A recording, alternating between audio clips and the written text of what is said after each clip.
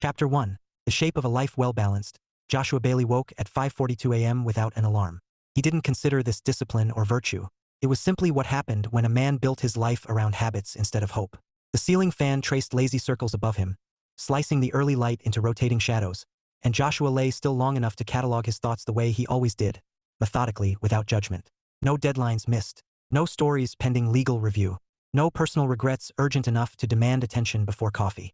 That last one mattered more than most people would guess. He swung his legs over the side of the bed and stood, stretching once, feeling the faint protest in his lower back that came from sitting too long at a desk and not quite enough time at the gym. 32 wasn't old, but it was honest. Your body stopped lying to you around then. The apartment was quiet, clean, and deliberately undecorated. A few framed photographs, his parents on their 30th anniversary, his younger sister on her law school graduation day, one grainy shot of him and his best friend Mark after a particularly bad camping trip, lined the hallway. No art chosen for trend. No furniture purchased on impulse. Joshua believed that every object in a room told the truth about the person who lived there. He just preferred his truths uncluttered. He showered, dressed, and poured coffee into a travel mug he'd owned for 6 years. It didn't leak. That was reason enough to keep it. By 6:30 he was out the door. The newsroom came alive slowly, like a city shaking off sleep. Screens glowed before people did. Joshua liked arriving before the noise because it gave him space to think without interruption. And because thinking to him was work. "Morning, Monk," Mark called from 2 desks over, already seated despite arriving later. Mark lived in a perpetual state of chaos and somehow thrived in it. "You beat the sun again?" Joshua set his bag down and powered up his computer. "The sun is unreliable." Mark laughed. "You know that sentence alone explains why you're single." Joshua didn't look up. "No, it explains why I'm not divorced." That earned a snort. Mark rolled his chair closer, coffee sloshing dangerously. "You ever think maybe you overthink this stuff? Dating isn't a deposition. It is if you want admissible evidence," Joshua said calmly. Mark studied him. "You're 32. You don't even try anymore." Joshua finally turned. "I do try. I just don't audition. See? That's what I mean." Joshua leaned back in his chair, folding his hands. He'd had this conversation enough times that he'd refined the explanation down to something close to a thesis. "Marriage," he said, "is like a table." Mark sighed theatrically. "Here we go. For legs," Joshua continued, unbothered. "Respect, love, commitment, loyalty. If one of them fails, the table collapses. Doesn't matter how strong the others are. And Tinder destroys furniture? Fishing with a net does," Joshua said. "If you're serious, you fish with intention. With the right bait. Not everything that bites belongs on your table." Mark stared at him. "You know most people date to figure out what they want." Joshua nodded. "And most people make decisions on incomplete information. That's how you get tragedies. Personal ones count too."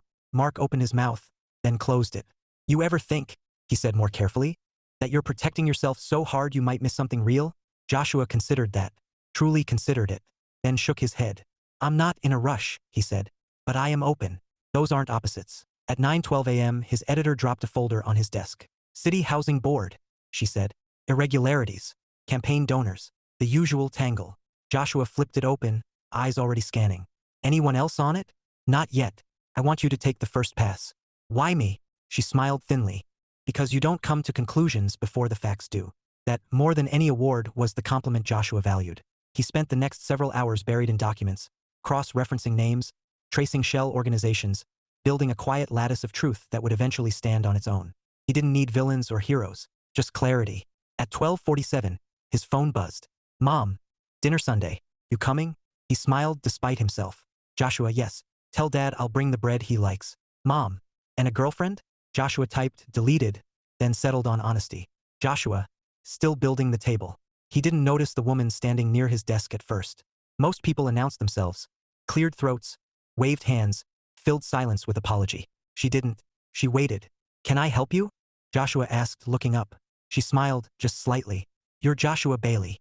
"That depends who's asking." "Someone hoping you're as thorough in person as you are on paper." Her voice was calm, measured. Not flirtatious, not defensive. "Interesting." "I am," he said. "What can I do for you?" She extended a hand. "My name is," and that was when Joshua felt it. Not attraction. Not chemistry. Disruption. The kind that unsettled a carefully balanced table. Chapter 2. A story that refuses to sit still. Joshua didn't take her hand immediately. It wasn't intentional, not exactly. His mind had already shifted into assessment mode, the same quiet, internal pivot that happened whenever new information entered his field of view. He registered the steady way she stood, the lack of impatience in her posture, the fact that she hadn't filled the silence with unnecessary words. That alone set her apart. She didn't withdraw her hand. She didn't push it closer either. She simply waited. Joshua took it. "Joshua Baily," he said. "Yes, that's me." Her grip was firm, brief, unpretentious. "I'm Elena Morales." The name landed without fireworks, but it stayed. "What brings you to my desk, Ms. Morales?" he asked, already turning slightly to signal professional neutrality. "Elena is fine." She glanced at the open folder on his desk, then back to his face. "I'm here about the housing board." That got his full attention. Joshua closed the folder with deliberate care. "You're early." "I know." "You know because?" "Because I've been expecting someone like you to look into it," she said. "I just didn't know it would be today." Mark, sensing blood in the water, swiveled his chair an inch closer and pretended to be absorbed in his screen. Joshua shot him a look that promised consequences later. "Are you a source?" Joshua asked. Elena tilted her head. "Is that a requirement for standing here?" "It is for staying here," he replied evenly. She smiled again, this time sharper. "Then yes, I am." Joshua gestured to the empty chair opposite his desk. "Sit." She did. Up close, he noticed details that didn't fit neatly into categories. She dressed professionally but without armor. No stiff blazer, no statement jewelry. Her eyes were observant, not guarded. And there was something else, something familiar in the way she looked at the room, like she was mapping exits and truths at the same time. "You said you were expecting someone like me," Joshua said. "Why?" "Because you have a reputation for not sensationalizing," Elena replied. "And because you don't lean." "I lean on facts." "Exactly." Joshua nodded once. "What's your connection to the board?" "I consult for nonprofit housing initiatives," she said. "I'm not on the board. I'm adjacent enough to see patterns without being buried in them." "Adjacency can blur objectivity. So can proximity," she countered. "That's why I came to you instead of someone who already has a narrative ready." Joshua studied her. "What narrative do you think I have ready?" "That corruption exists," she said. "But not who's corrupt or why or whether the system itself incentivizes it." He felt a flicker of approval he didn't quite like. "What do you have?" he asked. Elena slid a slim flash drive onto his desk. "Financial disclosures that don't reconcile. Shell LLCs with overlapping board members. Donations that spike right before zoning changes." Joshua didn't touch the drive. "Why not go to the city ethics office?" "I did," she said. "They thanked me for my concern and suggested I submit a formal complaint. And then one of their investigators asked me, off the record, whether I enjoyed my current line of work," Elena said calmly. "I decided I didn't enjoy that conversation." Mark coughed loudly. "Wow," he muttered. "That's subtle." Joshua ignored him. "Why me specifically?" Elena met his gaze without flinching. "Because you don't write stories to punish. You write them to clarify. If this blows back on me, I'd rather it be for the truth than for spectacle." Joshua considered that. Then he reached for the flash drive. "I don't promise outcomes," he said. "Only process. That's all I'm asking for." He nodded. "I'll review this. If I need follow-up, I'll reach out." Elena stood. "I'll be available." She hesitated, then added, "One more thing." "Yes, I'm not anonymous," she said. "If you publish, I'm willing to go on record." That gave him pause. "Most sources don't lead with that," he said. "I'm not most sources." She turned to leave, then stopped. "For what it's worth," she said over her shoulder. "I appreciate your work." Joshua watched her walk away, aware of something shifting under the surface of his otherwise steady day. "You're staring," Mark said. "I'm thinking. That was a woman, Josh. That was a source. That was a woman who brought you a flash drive and eye contact," Mark said. "That's practically a rom-com cold open." Joshua shot him a look. "Do not narrate my life." Mark grinned. "Too late. So what's her deal?" "I don't know," Joshua said. "And I won't until I verify." "Of course you won't." Joshua plugged the flash drive into a secure laptop and began opening files. As he scanned, his expression shifted from neutral to intent. The documents were clean. Too clean. The kind of precision that came from someone who understood both the system and its weaknesses. This wasn't a fishing net. This was bait. 2 hours later, Joshua leaned back in his chair, rubbing his temple. Mark watched him. "That bad? That complicated?" Joshua said. "And credible." He hesitated, then added, "She did her homework." Mark raised an eyebrow. "You sound impressed." "I sound accurate." At 4:18 p.m., Joshua's phone buzzed with an unfamiliar number. "Elena Morales, you said you'd reach out if you needed follow-up. I assume this means you do." Joshua stared at the screen for a moment longer than necessary. "Joshua, yes. Are you free tomorrow morning?" "Elena, I am." "Joshua, coffee. Near the Civic Center. 8 o'clock. "Elena, I'll be there." He set the phone down, unsettled by the ease of the exchange. This was still work, he reminded himself. Context mattered. But as he shut down his computer for the day, Joshua couldn't shake the feeling that he'd just stepped into a story that would not remain neatly confined to paper. And for the first time in a long while, he wasn't sure whether that was a risk or an invitation. Chapter 3. Intentions on Record. The cafe near the Civic Center prided itself on neutrality. Joshua noticed that immediately. No exposed brick trying too hard. No playlists designed to suggest personality. Just clean tables, reliable coffee, and a clientele that rotated through lawyers, planners, clerks, and reporters who preferred conversations not be overheard or remembered. It was exactly the kind of place where truths could sit without decoration. Joshua arrived at 7:53 and chose a table near the window. He ordered black coffee, no room, and opened a slim notebook, not to write, but to give his hands something to do. He didn't like the feeling of waiting without purpose. At 7:59, Elena walked in. She didn't scan the room. She spotted him immediately, as if she'd already placed him there in her mind. This time she wore jeans and a soft gray sweater, her hair pulled back loosely. Professionalism traded for approachability without losing either. "Good morning," she said, setting her bag down and sliding into the chair opposite him. "Morning," Joshua replied. "You're punctual. So are you." He nodded once. "Coffee?" "I already ordered," she said, lifting her cup. "I don't like to sit down empty-handed." Joshua filed that away. They sat in a brief, comfortable silence while he assessed the weight of what he was about to say. This wasn't a social meeting. Couldn't be. But something about her presence nudged the edge of that boundary in a way he didn't entirely appreciate. "I reviewed the documents," he began. Elena's posture shifted, not defensive, but attentive. "And they're thorough," Joshua said. "Consistent, internally logical. That makes them either very real or very carefully constructed." She smiled faintly. "You don't strike me as a man who's easily fooled by the second option." "I'm not," he agreed. "But I'm also not impressed by effort alone. Motivation matters." Elena took a sip of her coffee. "Then ask." Joshua leaned forward slightly. "Why are you doing this?" She didn't answer immediately.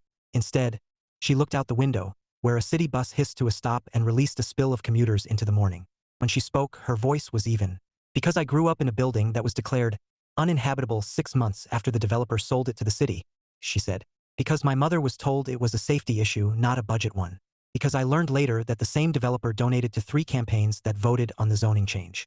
Joshua watched her closely. No dramatics. No appeal for sympathy. "Personal," he said. "Yes. That can complicate objectivity." "It can," she acknowledged. "Or it can sharpen it. Depends on whether you're willing to be wrong." That answer landed squarely. Joshua sat back. "You said you're willing to go on record." "I am. That carries consequences." "I know. Public ones," he continued. "Professional ones. Personal ones." Elena met his gaze. "I don't fish with a net either, Joshua." The words hit harder than they should have. He raised an eyebrow. "You've been doing your homework on me." "I read your work," she said. "And I listen when people explain themselves." Joshua felt the faintest tightening in his chest. "This is still a professional relationship." "I understand that," Elena said. "I'm not confused." He held her gaze, searching for any sign of subtext he didn't want to acknowledge. He found none. That, paradoxically, made it harder. "Good," he said. "Then here's where we stand. I'll corroborate what you've given me independently. If it holds, I'll move forward. If it doesn't, I won't." "And me? If it holds, I'll ask you again whether you want your name attached." She nodded. "I'll say yes again." Joshua closed his notebook. "Then we're aligned." They stood at the same time, the movement unplanned but synchronized. "Thank you for the coffee," Elena said. "You paid." "Then thank you for the conversation." As she walked away, Joshua remained standing for a moment longer than necessary, aware of an unexpected sensation. Something like admiration, edged with caution. He didn't follow her out. He shouldn't. That evening, Joshua met Mark for a late dinner at a place that served burgers large enough to require commitment. "You look like a man who learned something inconvenient," Mark said, sliding into the booth. Joshua took a bite before answering. "She's serious." Mark grinned. "About the story or about you?" Joshua shot him a look. "About the truth. Same thing if you ask me." Joshua wiped his hands and leaned back. "She's willing to go on record. She's not hedging. And she's not hiding." Oh," Mark said. "That's your kryptonite." "No," Joshua replied. "My kryptonite is when people appear not to be hiding." Mark laughed. "You don't trust easy sincerity." "I trust earned sincerity," Joshua corrected. "And I haven't earned hers yet." Mark studied him. "You like her?" Joshua didn't answer right away. "I respect her," he said finally. "That comes first." Mark smiled knowingly. "It always does with you." Later that night, alone in his apartment, Joshua reread the documents Elena had provided, cross-checking them against public records and his own growing web of sources. Everything aligned. Too cleanly to ignore. At 10:37 p.m., his phone buzzed. Elena Morales. For the record, thank you for taking this seriously. Joshua stared at the message, then typed back. Joshua, truth deserves that much. He set the phone down, unsettled not by what he'd learned, but by the realization that, somewhere between coffee and candor, Elena Morales had become more than a source. And Joshua Baily, a man who prided himself on not jumping to conclusions, suspected he was missing information. Not about the story, about her. And that, he knew, was dangerous for a reporter who believed incomplete information led only to tragedy. Chapter 4. The Cost of Incomplete Information. Joshua learned two things before noon on Thursday. The first was that the housing board story was bigger than Elena had suggested. Not because she'd minimized it, but because corruption, when left alone long enough, developed a kind of architectural ambition. It didn't just bend rules, it redesigned them. The second was that he had made an assumption about Elena Morales, and that one bothered him more. He stood in the records office downtown, fluorescent lights humming overhead, flipping through archived zoning amendments with the patience of a man who trusted paper more than people. The clerk watched him with mild curiosity. "You reporters always look disappointed," she said. "I'm hopeful," Joshua replied without looking up. "Disappointment comes later." She snorted and went back to her crossword. The shell companies Elena had flagged were real. Their addresses were shared. Their directors rotated like cast members in a long-running play no one wanted to admit was still on stage. Donations coincided with rezoning votes down to the week. What caught Joshua, though, what slowed him, was a consulting firm name buried in one of the disclosures. Morales Urban Strategies. He stopped. Read it again. Then once more, slower. He pulled out his phone, not to call Elena, but to look her up the way he always looked up anyone who entered his professional orbit. Public records first. Corporate filings. Press mentions. LinkedIn summaries. He should have done this earlier. That was the mistake. Morales Urban Strategies specialized in redevelopment transition planning, advising nonprofits and municipalities on displacement mitigation during rezoning. Elena Morales wasn't adjacent to the system. She was inside it. Joshua closed his eyes briefly. Not hiding, he told himself. Disclosed. She hadn't denied her work. She just framed it from the angle she thought mattered. Still, context mattered. By the time he returned to the newsroom, his jaw was set in a way Mark recognized immediately.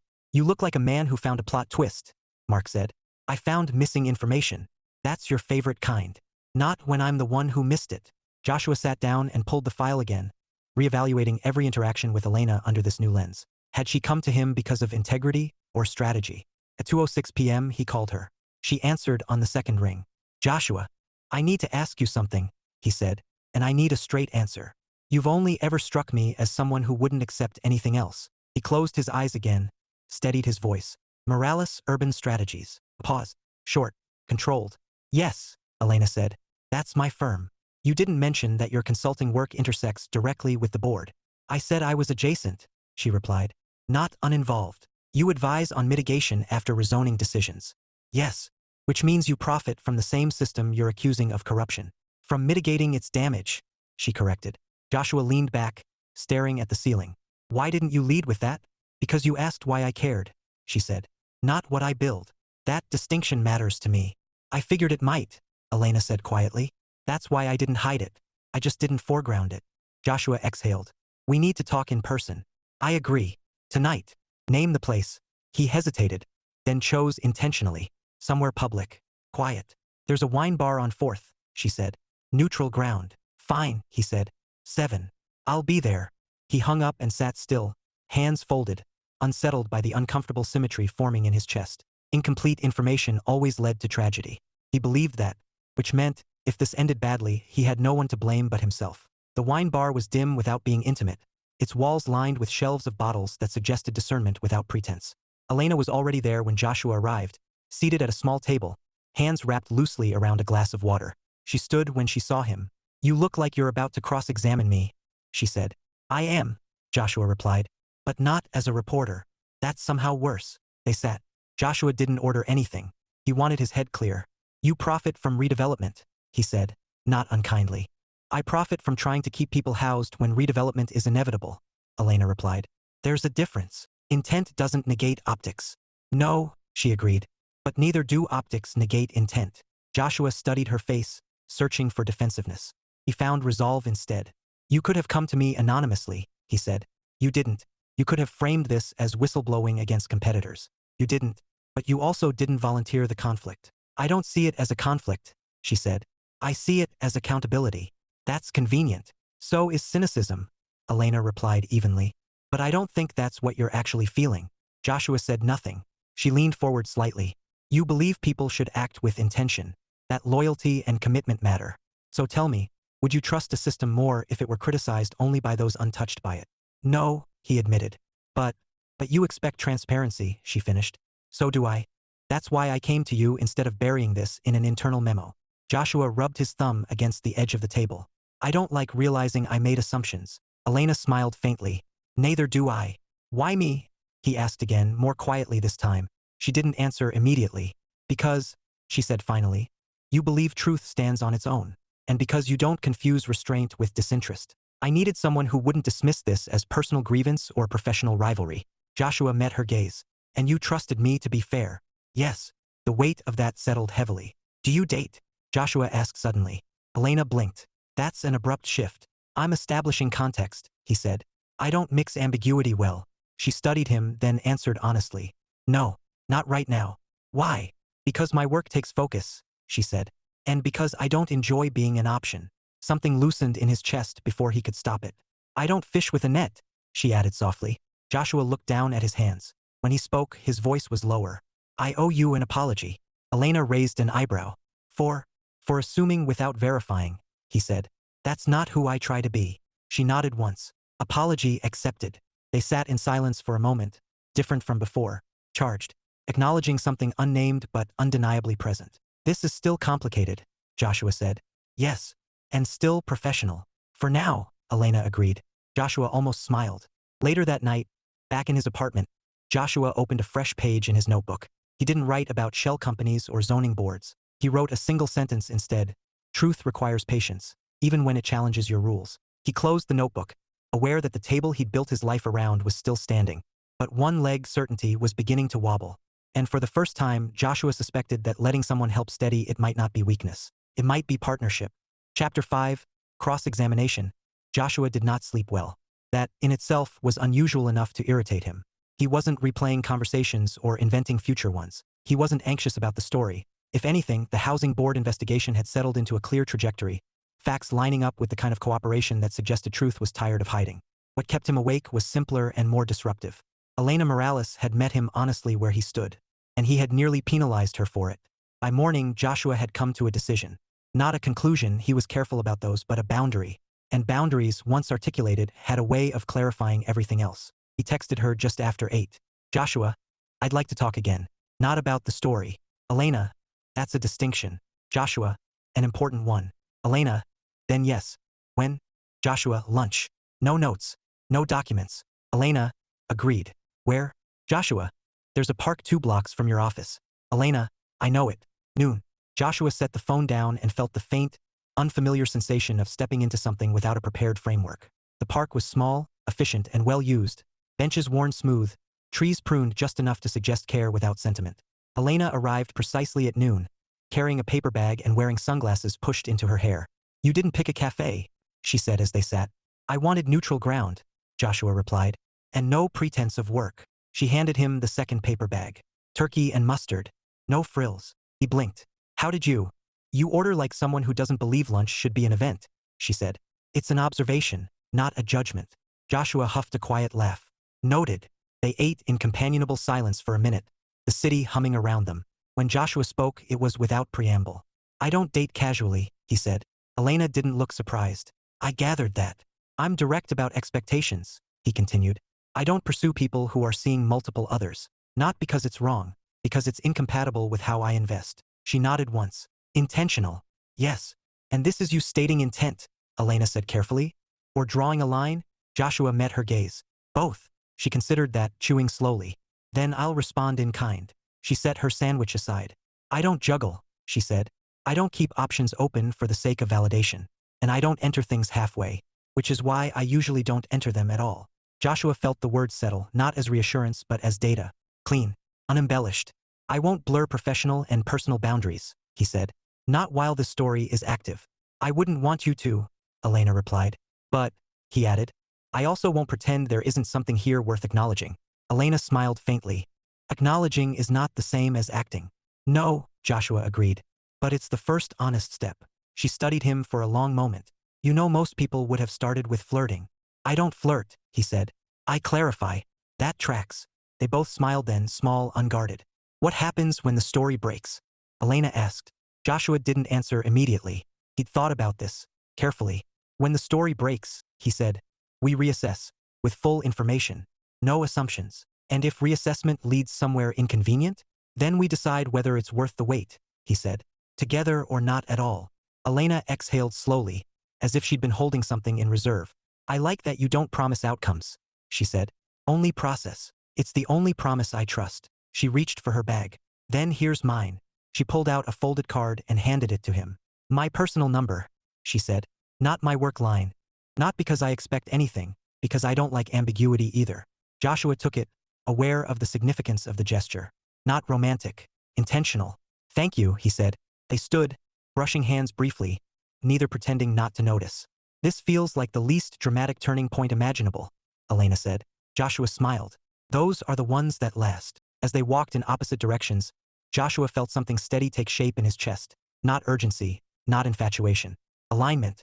And for a man who believed a marriage stood on 4 legs, that felt like discovering the ground was solid enough to build on. Chapter 6. The table under load. The pressure didn't arrive loudly. It never did. It crept in through small, reasonable disruptions. An unreturned call. A source who suddenly preferred email. A calendar invite that vanished without explanation. Joshua noticed all of it. He always did. Patterns were his language. By Wednesday morning, the housing board story had attracted attention that wasn't yet public, but was unmistakably present. His editor stood at his desk, arms folded, voice low. I've had 3 calls this week asking where we are on this. From? Joshua asked. She gave him a look. People who don't usually call unless they're worried. That suggests we're close, Joshua said. It also suggests pushback, she replied. Are your sources solid? Yes. All of them. Joshua didn't hesitate. Yes. That included Elena. He hadn't spoken to her in 3 days, not out of distance but discipline. They'd agreed on boundaries. He intended to honor them. Still, he was acutely aware of her presence in the story, like a structural beam you didn't see until weight was applied. At 11:23 a.m., his phone rang. A known number. He answered anyway. Joshua Baily. Mr. Baily, a man's voice said smoothly. This is Thomas Keene with the city's legal office. I understand you're preparing a piece involving the housing board. Joshua closed his laptop slowly. I don't comment on unpublished work. Of course, Keene said. This isn't a comment request. It's a courtesy. Joshua waited. There are concerns, Keene continued, about potential conflicts of interest among your sources. Joshua felt his jaw tighten. Concerns raised by whom? By parties who would prefer accuracy over implication. Joshua smiled without warmth. Accuracy is my preference as well. Then you'll understand why we'd like to review certain materials prior to publication. No, Joshua said calmly. I won't. Pause. Shorter than before. Well, Keene said, I hope we can continue this conversation in a cooperative spirit. Joshua ended the call. He didn't need to guess which source they meant. Elena noticed the shift before Joshua said a word. They met that evening deliberately, after a text exchange stripped of ambiguity. Joshua, there's pressure. Elena, I assumed there would be. Joshua, they're circling you. Elena, then we should talk. They chose the same wine bar, not for symbolism but because neither believed in tempting fate with novelty. You should recuse me, Elena said after he explained the call. At least publicly. Joshua shook his head. That would imply wrongdoing. It would imply caution. It would undermine the truth, he replied. You didn't fabricate anything, and your professional proximity is part of the story, not a stain on it. Elena watched him carefully. This could cost you access. It already has, Joshua said. That's how I know we're on the right track. She exhaled, fingers tightening briefly around her glass. You don't have to carry this with me.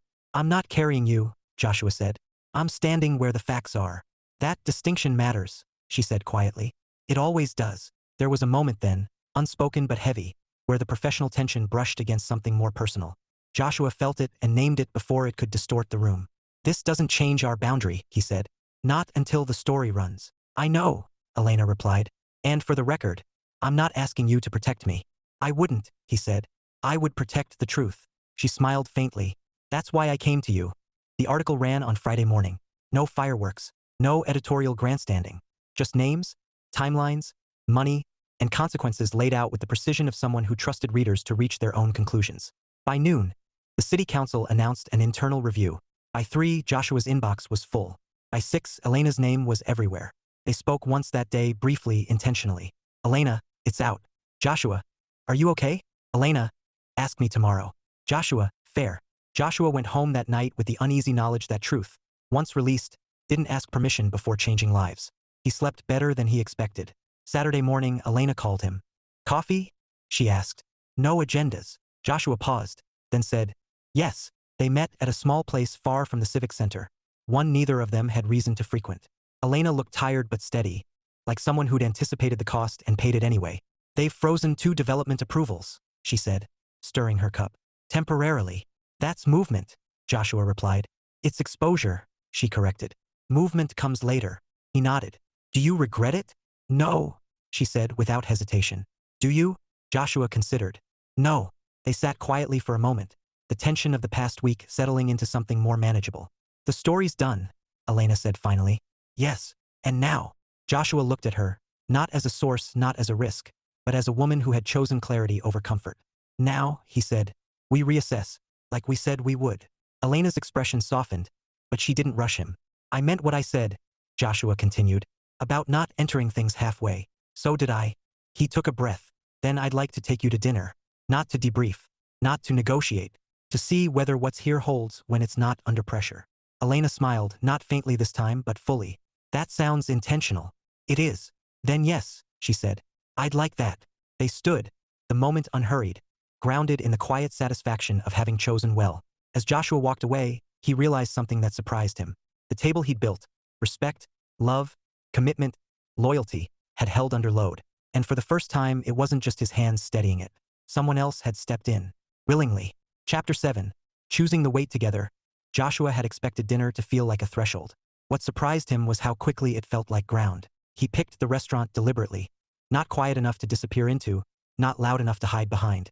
Wood tables, open kitchen, a menu that changed often enough to discourage routine. Elena arrived a few minutes after him, wearing a navy dress that suggested thought rather than effort. You chose a place that doesn't try to impress, she said as she sat. I don't trust places that do, Joshua replied. That's becoming a theme. They ordered without consulting each other, an unspoken confidence already at work. When the server left, Elena folded her hands and regarded him with open curiosity. So, she said, no agendas. None, Joshua agreed. Which means we're both out of practice. She smiled. Speak for yourself. He took that in stride. How are you holding up? Better than expected, Elena said. Worse than I'd admit publicly. Joshua nodded. That tracks. She studied him. You don't ask leading questions. I don't like steering answers. And yet, she said gently, you invited me here. Yes. Why? Joshua didn't answer immediately. He waited until the food arrived, until the moment felt anchored enough to hold honesty without tipping. Because, he said, I wanted to see who you are when nothing's at stake. Elena lifted her glass. That's a high bar for a first date. I don't do first dates, he said. I do first conversations. She laughed softly. You're consistent. I'll give you that. They ate, conversation flowing easily. About work in broad strokes, about childhood neighborhoods, about the quiet satisfaction of solving problems no one noticed until they were gone. Joshua found himself listening more than he spoke, not because he was cautious, but because Elena spoke with intention. Nothing wasted, nothing padded. At one point, she said, you know what surprised me about you? What? You never tried to be indispensable, Elena said. You never implied I needed you. Joshua considered that. Need is unstable. Partnership isn't. She smiled at him then, really smiled. That's rare. So I'm told. The conversation shifted naturally, inevitably, toward the thing they'd both been circling. I don't want to misstep, Elena said, setting her fork down. So I'm going to be direct. I appreciate that, Joshua replied. I'm interested in you, she said. Not hypothetically, not cautiously, but I'm also not interested in rushing toward a version of this that ignores reality. Joshua met her gaze. Neither am I. She waited. I'm not looking for perfect, he continued, and I'm not looking for someone to fit into my life as it exists. I'm looking for someone willing to help build the next version of it, with me. Elena's expression softened, but she didn't interrupt. I want a family someday, Joshua said. Not as an idea, but as a responsibility. And I don't invest lightly. That's not a warning. It's a disclosure. Elena took a breath. Then here's mine. She leaned back slightly, steady. I've built a life where I carry weight. I don't need to be saved. And I won't shrink to make something work. But I'm tired of carrying everything alone. Joshua felt something click into place. Not spark. Not heat. Alignment. I wouldn't ask you to shrink, he said. I'd ask you to lean. She smiled. That's acceptable. They lingered over dessert neither of them needed, conversation drifting into quieter territory. Books they returned to, mornings they preferred, habits they were trying to unlearn. When they finally stood to leave, the moment felt neither tentative nor heavy. Outside, the night was cool, the street lamps casting long shadows that overlapped without competing. This was good, Elena said. Yes, Joshua agreed. It was. She hesitated, then stepped closer. Not an invitation. A question. Joshua answered it with a kiss that was unhurried and intentional. No claiming, no urgency. Just contact and choice, and the quiet acknowledgement of mutual presence. When they parted, Elena rested her forehead briefly against his chest. This feels balanced, she said. Joshua smiled into her hair. I've been working on the structure for years. She laughed softly. Then let's see how it holds. As they walked away together, Joshua felt the unfamiliar but welcome sensation of not managing the weight alone. He wasn't surrendering control. He was sharing it. And for a man who believed a table only stood when all four legs were solid, that felt less like risk and more like readiness. Chapter 8. 4 legs. No illusions. Sunday arrived without ceremony. Joshua liked that about it. He woke later than usual, the morning light already well established, the quiet different from the disciplined stillness of his weekdays. There were no alerts waiting on his phone, no sources demanding clarification, no editors asking for revisions. The story had moved beyond him now, doing what truth did once released, forcing others to respond. He made coffee and stood at the kitchen counter, thinking not about what came next, but about what had already changed. At 9:14 a.m., his phone buzzed. Elena, are you free this afternoon? Joshua, yes. Elena, I'm at the farmer's market on Maple. Joshua, I'll walk over. He didn't overthink the response. That felt like progress. The market was modest but lively, the air carrying the scent of citrus and bread and early spring. Joshua spotted Elena near a stand selling honey. Her hair loose, sleeves rolled up, laughing with the vendor about something he couldn't hear. She saw him and smiled. Not surprised, not relieved, just pleased. Morning, she said, falling into step beside him. Morning. They wandered without agenda, tasting samples they didn't need, commenting on things they wouldn't buy. At one stall, Elena picked up a ceramic bowl, turning it in her hands. Too imperfect? Joshua asked. She smiled. Too honest. They moved on.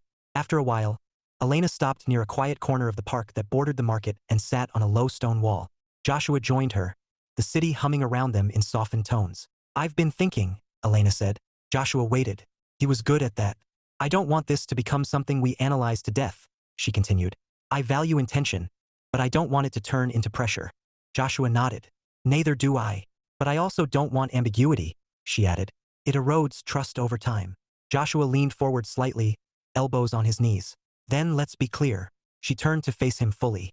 I'm not seeing anyone else, Elena said. I'm not interested in doing so, and I'm open to building something with you, if we agree that it's built deliberately. Joshua felt the words settle, not as relief, but as resonance. I'm not seeing anyone else either, he said. And I don't intend to. I don't need constant reassurance, but I do need consistency. Elena smiled. I can do consistent. And I won't disappear into work, Joshua added. I've done that before. It wasn't noble. It was avoidance. She studied him, then reached out and took his hand. Not tightly, not possessively. This feels grown, she said. Joshua smiled. That's the goal. They sat like that for a while, watching people pass, sharing space without filling it unnecessarily. Can I tell you something? Elena asked. Always.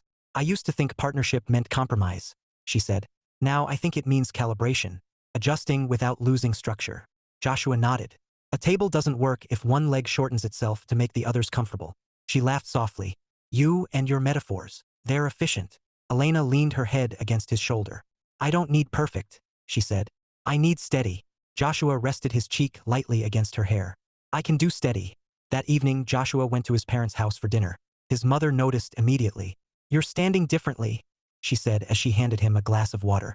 Joshua smiled. I'm carrying less. His father nodded approvingly. Good. Is there someone? His mother asked, careful not to push. Yes, Joshua said.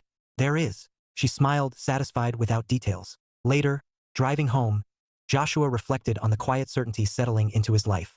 Nothing dramatic had happened. No declarations shouted across rooms. No sweeping promises made in moments of adrenaline. Just choices. Repeated. Intentional. A week later, Elena came over for dinner. They cooked together without choreography, bumped elbows, negotiated seasoning. Afterward, they sat on the couch, legs tangled comfortably, the city glowing beyond the window. This is nice, Elena said. It is. And sustainable, she added. Joshua smiled. That's the highest compliment. She turned to him. You know your table metaphor? Yes. I think what matters isn't just the legs, she said. It's agreeing to fix the table together when the floor shifts. Joshua considered that, then nodded. That's fair. They kissed, no urgency, no doubt. Just presence. And for the first time in his adult life, Joshua Baily felt something he'd never rushed toward but had always prepared for. Not completion, but partnership. Solid. Intentional. Shared. The table stood. And this time he wasn't standing at it alone.